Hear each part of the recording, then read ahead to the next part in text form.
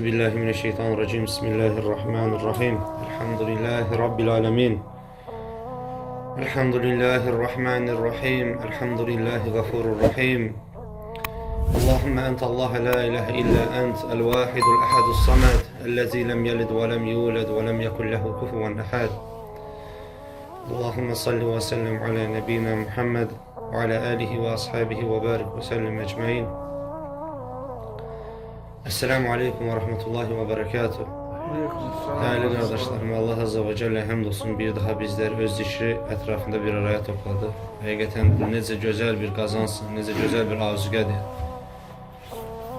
Çünkü hikmət sahibləri deyir ki, qəlbinizi aydınladacaq şeyləri xurucunuza doldurun, yanınızda aparın ki, bu əməldə qəlbin cilası, qəlbin bəzəyi olduğu kimi qəbrin də nurudur. Allah Azze ve Celle bizləri tövfiq etdiyi bu yolda müvəffəq eləsin.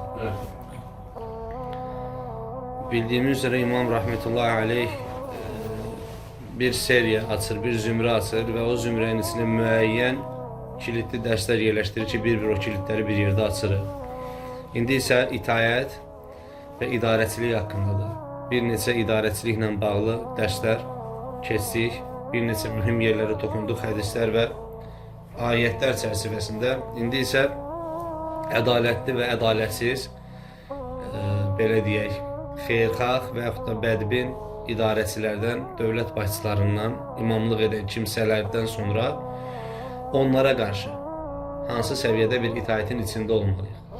Yəni, başçı dediyimiz zaman gözümüzü ancaq dövlətin başında dayanan kimsəyə kəsmək deyil də, səfərə çıxdığımız zaman bizim 3 nəfər, 5 nəfər həmən kollektivin başında duran, əmrdən tutmuş, bizə namaz qıldıran kimsə, ondan sonra bütün bu İslami müstəvidə önə atılan bir cəmaatın başçılığından tutmuş, bir mövqeyin sahibinə qədər, yəni o mövqeyə başçılıq edən əmir, vali və sonunda da dövlət başçısı olmaq üzere bunlara qarşı təbaasının, yəni onun tabiçiliyində olan kimsələrin hansı şəkildə itaət formasını icra etmələri əfdal olandır. Onları inşallah bir yerdə zikr edəcəyik.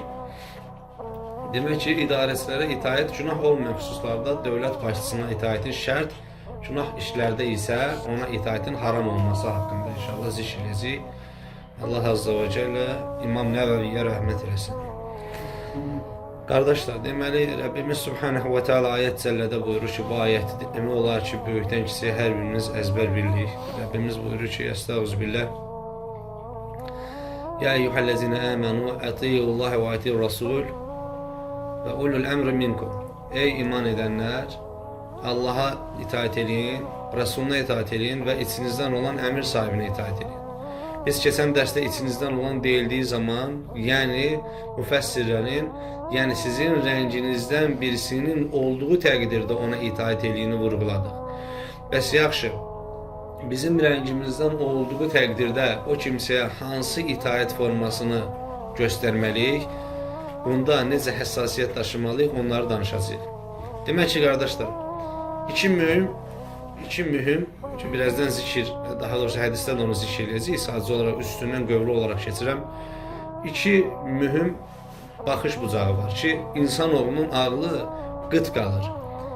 Baxın, bir rəhbər, yenə deyirəm, bu səfərə çıxıldığı zaman cəmaata əmirlik eləyənlə bütün kateqoriyalarda rəhbər olan şəxs ki, hansı ki dövlətin başçısına qədər belədir, bir rəhbər, bir əmir şəriətə müvafiq olduğu təqdirdə özü üçün, nəfsi üçün bir şeyler istəyə bilər. Şəriət bunu ona icazə verir. Anlaşıldı mı? Fətvası var. Təqvasından dolayı istəyə bilərmi, istəyə bilməzmi? Bu onun özünə qalıb artıq.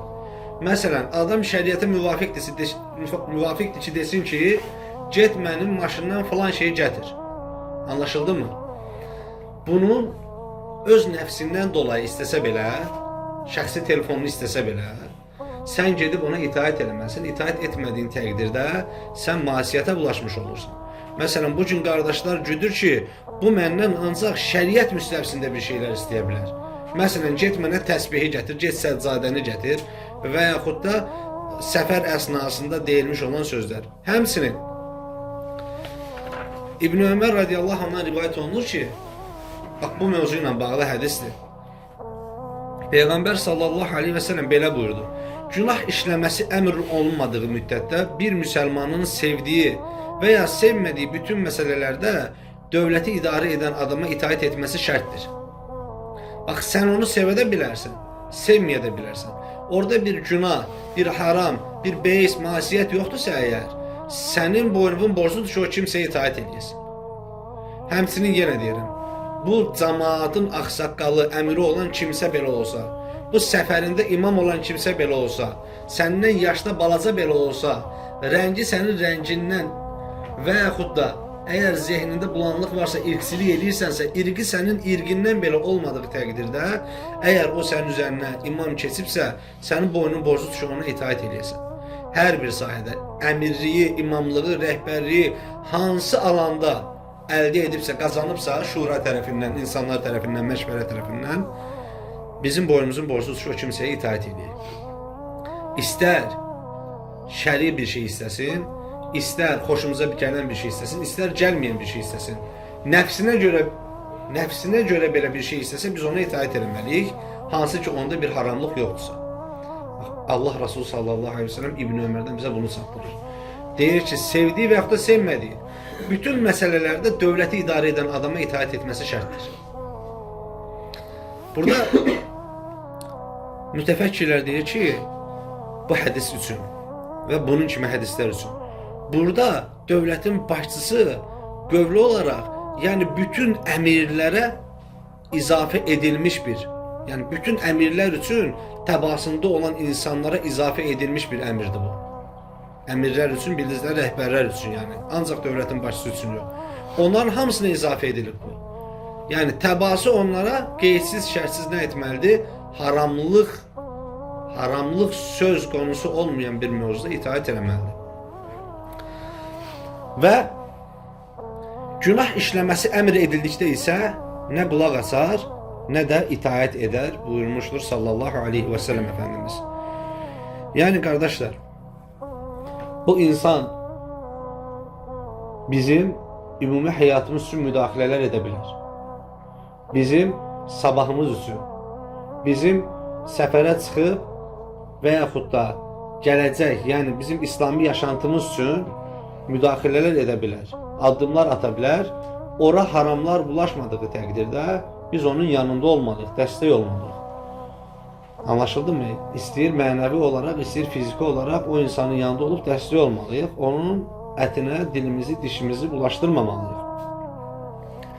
Çünki mən daima qardaşlarla zikirlər əsnasında bir şeyi, bir ayəti cəlləni zikr edirəm. Rəbbimiz buyurur ki, Azza və Cəllə, baxın, cəmaatdan ayrılıqlar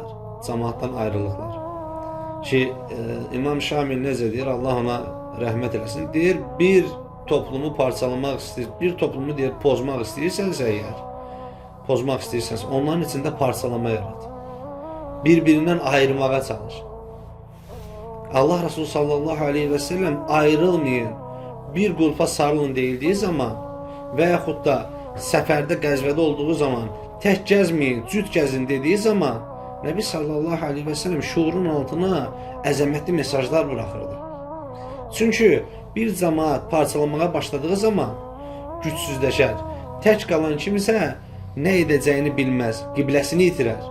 Və qibləsini itirən insan xəta eləməyə davam edir. Ona görə Rəbbimiz Azza və Cəllə ayət cəllədə buyurur ki, Estağfirullah. İnnə həzihi ummətukum ummətə vahidə.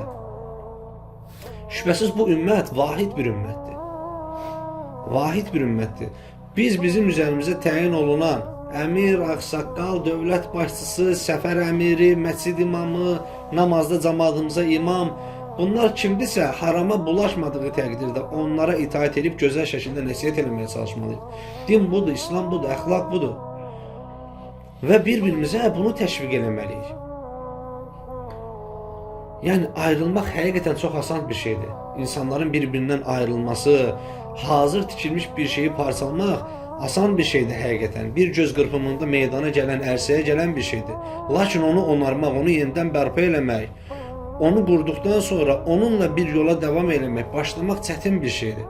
Ona görə neçə xidmətlər neçə xidmətlər başsız qaldıqlarından dolayı, neçə proyektlər rəhbərsiz qaldığından dolayı və yaxud da rəhbəri tək buraxıldığından dolayı, başçı tək buraxıldığından dolayı yarı yolda qalmışdır.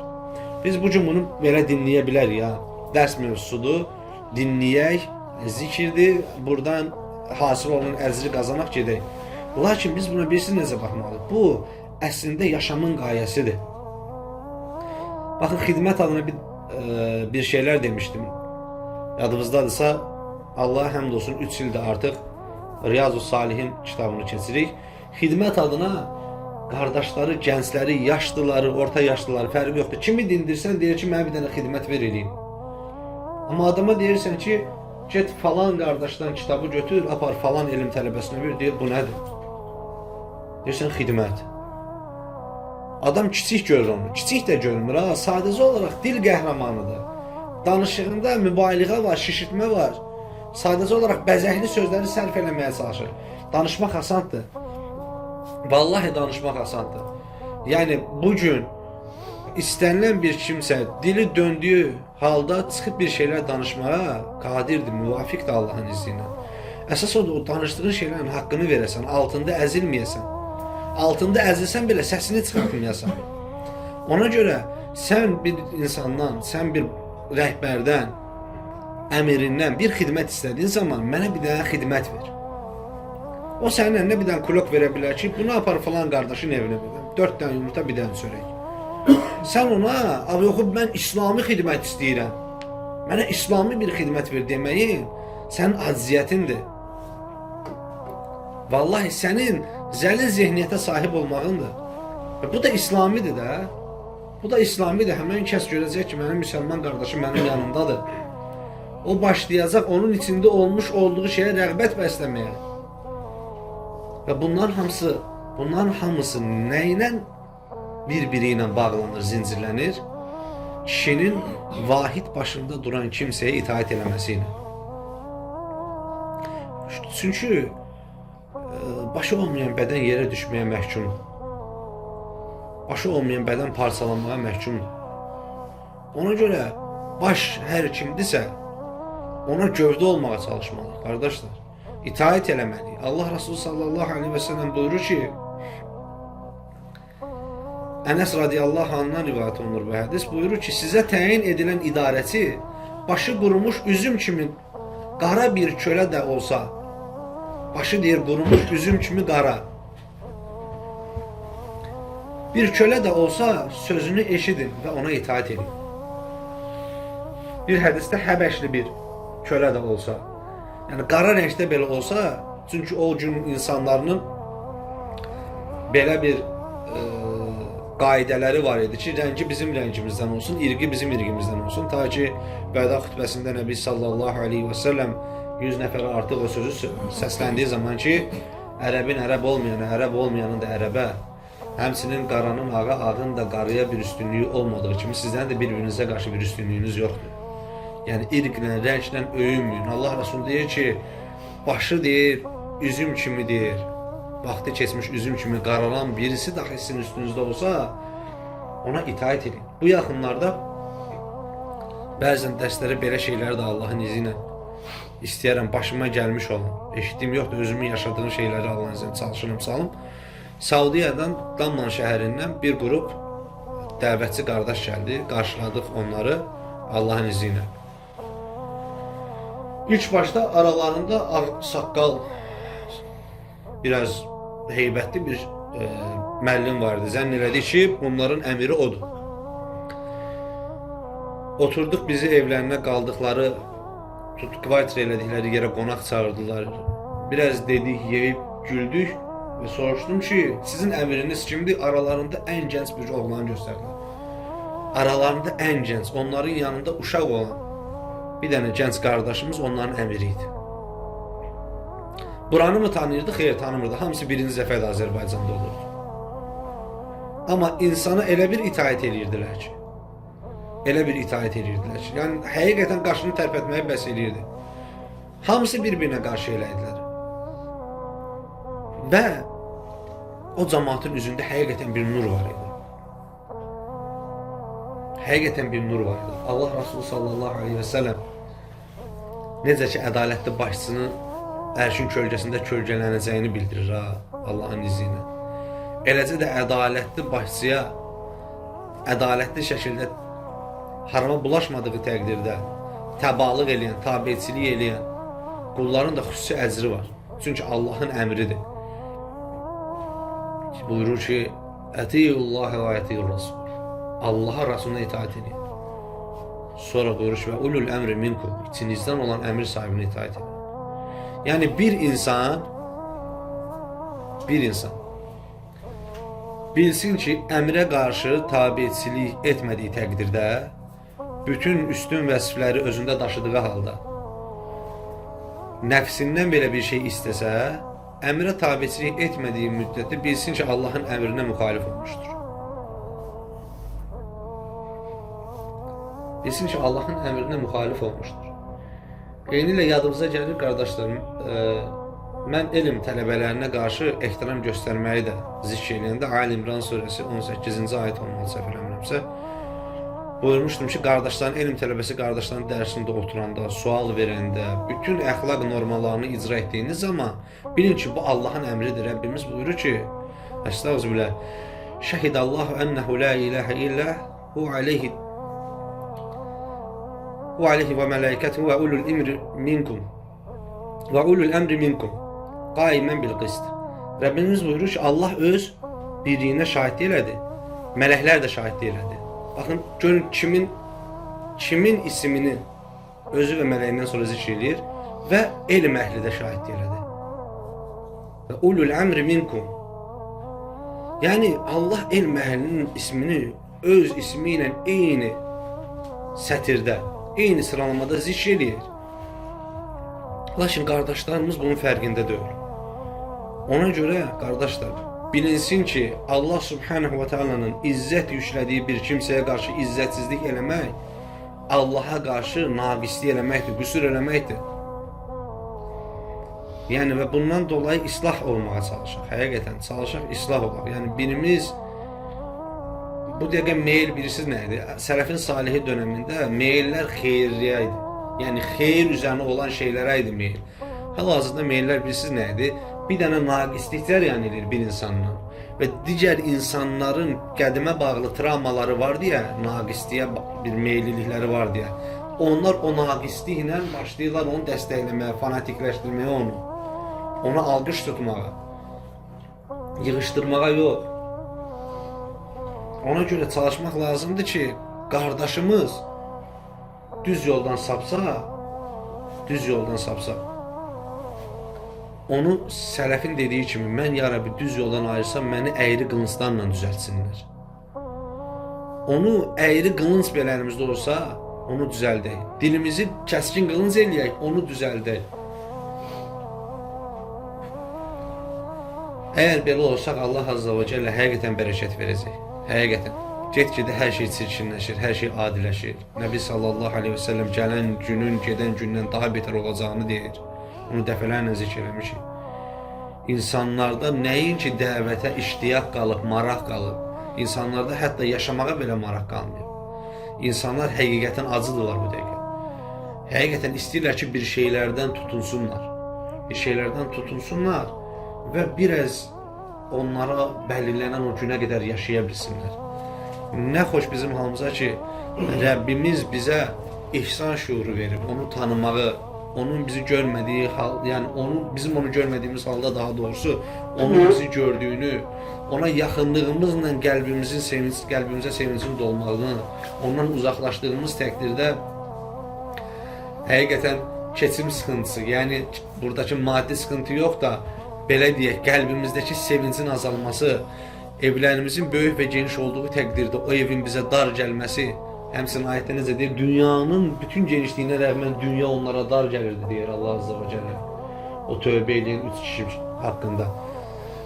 Ona görə qardaşlar, bundan dolayı da sağlam bir cəmaət, sağlam bir cəmiyyət inşa eləmək və yaxud da inşa olanı ayaqda saxlamaq lazımdır.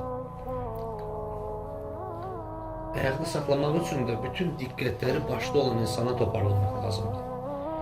Ona xüsusi ehtiram göstərmək lazımdır. izzətini qorumaq lazımdır və əmrlərini icra etmək lazımdır. Yenə deyirəm, müsəlman olduğu təqdirdə bu dövlətin başında oturan insan da ola bilər. 3 nəfərə Bakı şəhərindən ayrılıb da müəyyən bir rayona getmək üçün əmirlik edən birisi də ola bilər və yaşından asılı olmayacaq.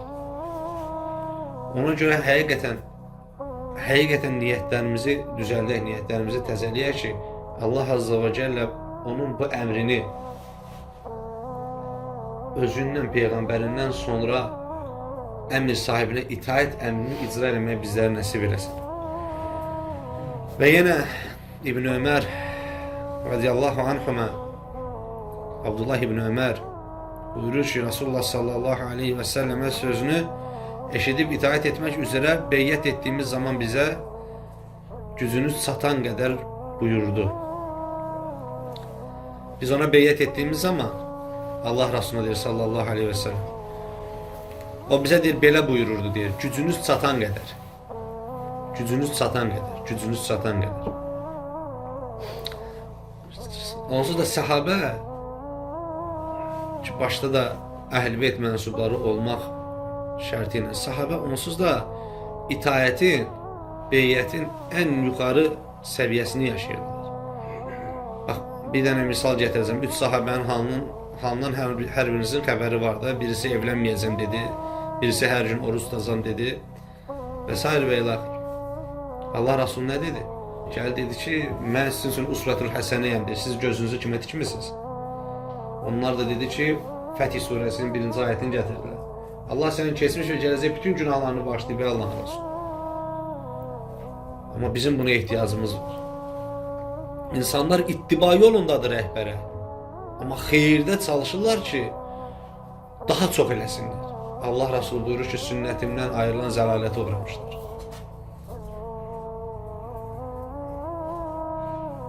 Yəni, bir insan, görün Allah Azza və Cəllə qaydanı necə qoyur? Tabeyindən yoxsa ətbəyə tabeyindən birisi əsr namazından sonra namaz qılır. Əsr namazından sonra. Bu tabiçilik sünnətə də bağlıdır ha. Sünnətdən hətta deyərdim ki, cərəyan eləyən bir şeydir. Əsr namazından sonra nafilə namaz qılır.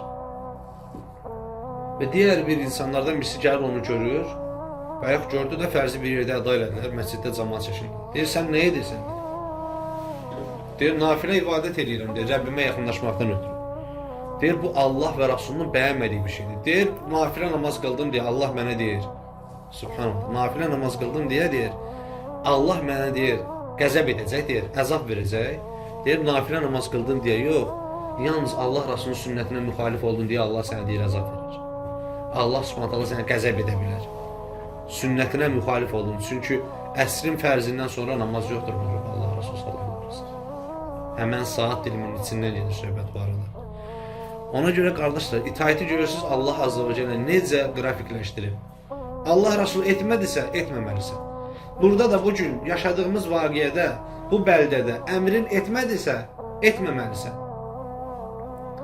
Ona görə işləri aparıb bağlamaq lazımdır ora. Etmədisə, etməməlisən. İcazə vermirsə, ona meyil etməməlisən. Hətta vallahi deyirəm, biz səfər, Allah nəsib edib uşaq vaxtından, belə deyək, gənclik çağından səfərə çıxmışıq. Biz biraz uzun, belə deyim, telefonla danışacaqdıqsa, Bakı ilə, onun beləcəyib icazəsini alırdıq ki, mən bir 10 dəqiqə, 15 dəqiqə danışacağım, onlar, bəs telefonla mən danışım, mənlik bir xidmət, bir iş yoxdursa. İndi qardaşla səfərə çıxırsan, baxırsan ki, qardaş hadisə yerindən düşüb rayona, şəhərə, başqa bir yerə gedib. O rayonda dostu var, gedib onunla görüşməyə. Bəs əmir? Nə oldu əmir? Ona görə Allahın izinə diqqətli olmaq lazımdır. Allahın ayətinə müxalif olur həmin adam bu kimi şeyləri etməklə. Və əmirin özü və yaxud da cəmaatdan mütəkəllim olan birisi Allahın izindən onu izah eləməlidir. Səfərin qaydələrini, şərtlərini izah eləməlidir səfər əhlinə. Və Nəbi sallallahu aleyhi və səlləm biyax dağıtmayın dediyi o cəmaat üçün indi tamamlayıcı bir söz deyir. Efendimiz aleyhissalatu vesselam buyurur ki, İbn Ömərdən gəlir yenə. Abdullahdan gəlir bu hədis. Buyurur ki, kim bağlı olacağına söz verdiği dövlət başçısına səbəbsiz yerə itaatsizlik edərsə, qiyamət günü Allahu Teala'nın huzuruna tutunacağı heç bir dəlili olmadan çıxar. Tutunacağı deyir, əyninə alıb çıxacağı heç bir dəlili olmadan çıxar. Dövlət başçısına beyyət etmədən ölən cahiliyyə dövründə ölmüş kimidir. Yəni burada içinizdən olan dövlət başçısından gedir söhbət. Bunda xüsusi qeyd edeyim. Müslim deyir ki, başqa bir rivayətdə, cemaatdan ayrılaraq ölən cahiliyyə dövründə ölmüş kimidir. Nəbi sallallahu aleyhi ve sellem buyurur ki, cemaatdan ayrılaraq ölən. Yəni cemaatdan ayrılmaq başçısını bəyənməməklə başlayır. Əgər səmmisənsə gedib inşallah məşvərət eləyərsən, nəsihət eləyərsən, ondakı halı düzəltməyə çalışarsan və onun üçün dua eləyərsən. Səmimi deyilsənsə öz başına o cemaatdan ayrılarsan və Nəbi sallallahu aleyhi ve sellem Allah qorusun ki, o ayrılan da qardaşımızdır. Elə birisi yoxdur da, elhamdülillah, sadəcə olaraq. Yəni, əgər ayrılırsansa da, Allah Resulü sallallahu aleyhi ve sellem buyurur ki, Allah muhafaza, cemaattan ayrılaraq ölən cahiliyyə dövründə ölmüş kimidir. Ona görə inşallah nəysə bir məşəqqət falan varsa, onların hamısı sinə gəlib sabit qalmaq lazımdır. Çünki çətin dövrdür. Və inşallah dərsimizi Nəbi sallallahu aleyhi ve sellemin son hədisi ilə də tamamlamaq istəyirəm.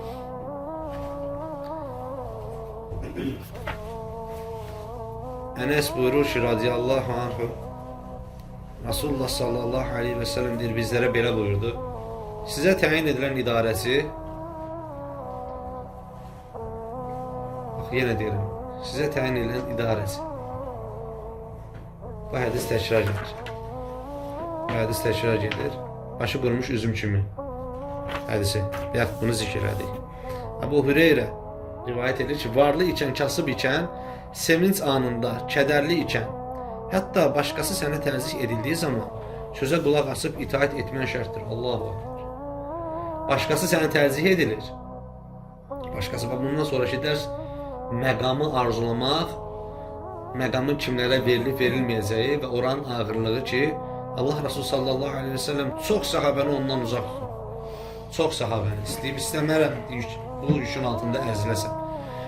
Və bir də sən lap o əmirin yanındasan, o rəhbərin, o başçının yanındasan, sağındakı adamsan ya solundakı adamsan, gözünü ona tikmirsən, gözünü onun ağzından sənin üçün verəcəyi məqamlara, xeyirlərə, vəzifələrə tikmirsən.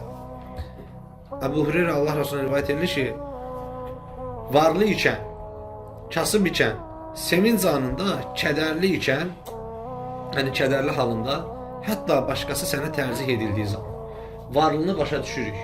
Adamın nəfsinə o qədər ağır gəlmir. Kasıbı da başa düşürük. Onsuz da gecə ilə gündüz insanların üstündə dövr elədiyi kimi, zənginlik və fəqirlik də insanların üzərində elə dövr edir. Sevinç və kədər də həmsinin bununla eyni aksiyomadadır. Lakin insanın başqasına təzyiq edilməsi onun nəfsini tuğyana qaldıran bir şeydir. Onun daxilini paramparça edən bir şeydir. Sənin filankəsin sənə təzyiq edilməsi. Mən o insanı nisbi olaraq anlayaram, anlamağa çalışaram, amma Allah Resulü anlamır. Necə anlamır? Halını anlayır, amma ona bir doğruluq payı olmaz deyir. Qeydsiz, şərtsiz deyir, itaat etmək. Buyurur ki, Nəbi Aleyhisselatü Vesselam, hətta başqası sənə təzyiq edildiyi zaman sözə qulaq asıb, yəni həmən o əmirə, rəhbərə nə deyirsə ona itaat eləyir, verdiyi əmirləri icra etmən şərtdir. Yəni başqa bir yolun, başqa bir belə deyək, mizacın ola bilməz. Başqa bir argumentin ola bilməz. Həqiqətən Allah Subhanahu wa Ta'ala bizi bundan imtihan eləməsin. Çünki nəfsi ən yoran şeylərdən birisidir. Birisinin başqası tərəfindən altda qalması. Yəni iki nəfərsən, əmir onu sənə təzyiq eləyib, lakin bunun müqabilində sənə də başqa bir əmir verir, icrası gərəkən Gözünü tikdiyin məqamı qaptırdığın halda sabit qalmalısan deyir Allah Resulü sallallahu aleyhi ve sellem. Yoxsa Allah subhanahu ve taalanın əmrinə itaətsizlik etmiş olarsan, ayətinə müxalif olmuş olarsan. Allah azza ve celle Kitab-ı Kərimində buyurmuş olduğu bütün əmirlərə ki, başda Nəbi sallallahu aleyhi ve sellemin gözünün nuru olan, bizlərin meyaracı olan namaz olmaqla hər birinə itaət etməli bizlərə nəsib eləsin. Allah azza ve celle bizləri müvəffəq eləsin. Ve Kövsər irmağının başında ümməti Nəbi sallallahu aleyhi ve sellemin başına toplandığı zaman biz de o ümmətin içində olaq. Kardeşler, Allah azza ve celle bizleri İslam üzere yaşatsın ve İslam üzere canımızı alsın. Ve ahiri ve da'vana inelhamdülillahi rabbil alemin.